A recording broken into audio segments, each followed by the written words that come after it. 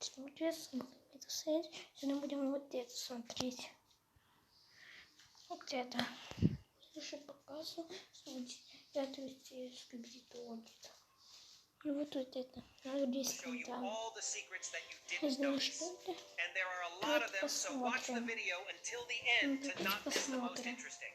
At the end, as always, we'll talk about theory, so you'll enjoy it for sure. The action of Я the new думаю, episode takes place on the same map as the last one. And just like that, there is no link to the map in the description. And as we remember, Dafuk Boom edited this Если map вы and знаете, added что Easter он eggs to it. говорит, Let's break it если вы знаете, что он говорит, пишите комментарии. down. First of all, in the last episode, we were a scientist cameraman. But in Если this one, вы, конечно, английский знаете, вам все не буду останавливать. we're a regular cameraman again. You can see this by our arm. Our character lies on the ground and slowly gets up. Before this, we have seen the cameramen in two states. They are either alive or destroyed. How they can lose consciousness, we haven't seen. But the beginning of the episode clearly suggests that the cameraman was unconscious but woke up. That's also where we see the BMA's graffiti. Write in the comments if this is present in the original map. But I suspect it is not, because there is a square in the center of the letter B. Там было очки. И там был блогер сказал, блогер, это девочки, после рождения типа Сталмана погиб близко. Почему значит, все, что-то сдох, блин. Сдох, чем он заявил. We also see a speakerman with his speaker head ripped off. It's just a regular speakerman like the one that helped us stand up in episode 24. Next we get up and see three more cameramen, one of whom also has his head ripped off. This doesn't look like a toilet circular saw. He would have sawed them apart. It looks like they were destroyed by regular skibidi toilets. There's also a destroyed repair camera lying nearby. These are the ones that charged the cameraman Titan in episode 23. It certainly looks like the head of a large cameraman, but throughout episode 49 we don't see his body around. So it's the repair robot that was repairing Titan. By the way, at the end of the episode we finally get close to the cameraman Titan. I'll tell you why, so watch the video to the end. And we continue on and see G-Man Toilet, but with a new upgrade. He's wearing fancy yellow glasses. Apparently he made conclusions after the battle with TV Man Titan, where he almost lost.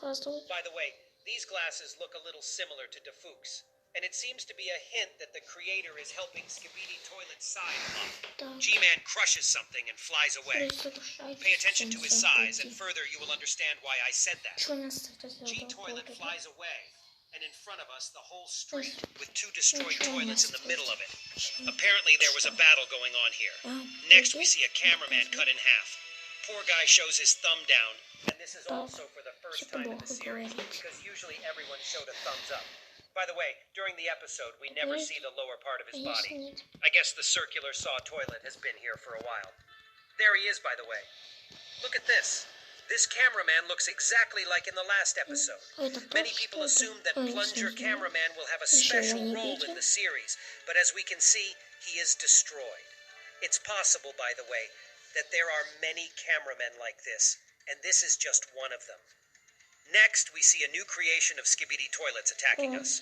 First of all, notice that in new episodes, more and more toilets have robotic legs, or they're flying, while the first Skibidi Toilets just rode on their bottoms. Apparently, the toilet scientist is constantly inventing new things. We see more and more improved toilets in just every new episode. Let's explore him in detail. On the bottom, it has an attached KPRL speaker, just like the regular speaker man. This creature has a camera on top, but not an ordinary one. It's a black camera like the Plunger Cameraman. We conclude that there are several such cameramen, which means that one of them in the last episode could have survived. This is very important because he is the one who could have kept the cannon from getting to the Skibidi Toilets. But back to our monster.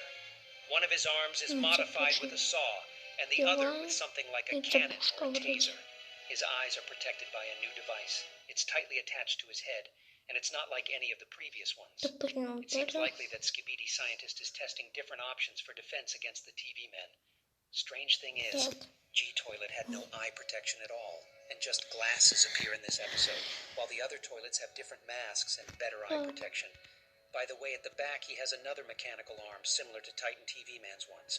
Toilets is definitely focusing on science and technology in this war. It's still unclear to me why this toilet needs a camera and speaker. We saw a vacuum toilet use a camera because he had no eyes, but this one can see just fine. Maybe he needs the camera to get a better view of the back and sides. I'm still not sure what this toilet needs a speaker for. It's possible he's carrying all this stuff like trophies. Notice how carefully he moves towards our character, as if he wants to saw off another camera without damaging it and hang it on himself.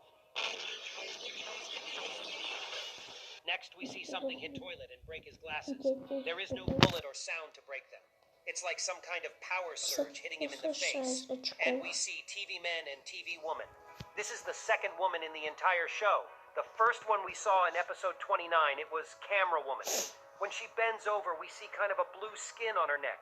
But it's not. Next, you'll see that it's just the collar of a sweater. Notice the device on the right TV man's head. It's the only thing that could break Toilet's glasses, because they're not holding anything and the screens aren't on. And I don't remember the screens breaking the glasses. Apparently, the TV guys made a little cannon that shoots at the glasses and shatters them. It's great that we're seeing a technological race between the two sides. But back to TV Woman. She has a new ability to ignite her victim. The glow of her screen is orange, though we've only seen blue and red glow in other TV men. While Skibidi Toilet goes up in flames, the sawed-in-half cameraman in the back hopefully raises his head. We see that the camera on his head is exactly the same as Plunger Cameraman's camera. Note that Toilet's skin is charred and black. Here we see two new toilets react to the sound and immediately appear. You might think that there is only one, but in the background you can clearly see a huge helicopter toilet in a mask. Remember, I said to pay attention to G-Toilet's size. Look how much bigger this toilet is. You could definitely call it the new Skibidi Titan. And so does the circular saw toilet from last episode, deciding to destroy the new TV Man enemies. And this is where we see TV Woman's second ability. Her head can turn into a temporary parasite. Moreover, unlike the Skibidi parasites that have to be dropped from above, TV Parasite is equipped with a jetpack and can fly herself. All indications are that the TV men stole the technology from the toilet scientist. That's not surprising since they can teleport anywhere. Up close, we can get a better look at this toilet and notice that he has strange speakers on the sides. Also, his mask looks like a camera. By the way, that the parasite technology is the same as Skibidi Toilets is indicated by the blue lightning bolts during the infestation.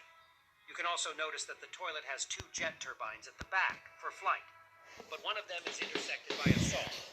I realize that all this is created in the game, but how does this saw spin if the turbine passes through it? In general, I can talk about the shape of the toilet too, but it's not so interesting. It's better to pay attention to what the author of the series left us. As we notice again, Saw Toilet flies straight towards the Skibidi Titan, and he jumps up and flips over from the explosion.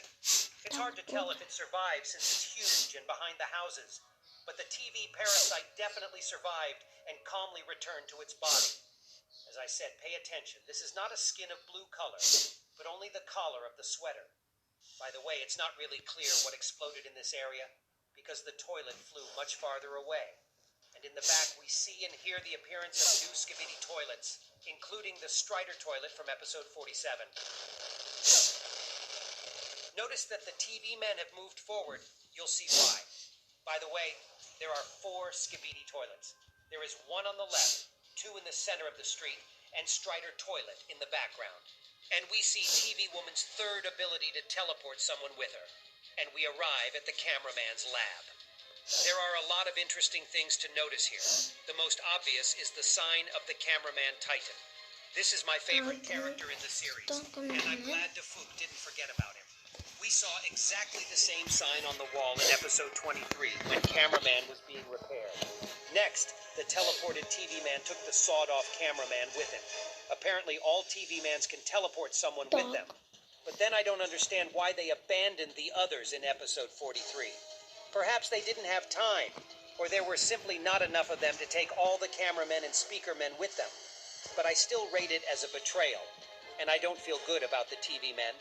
I think they can be expected to stab someone in the back. I'd be more careful with them.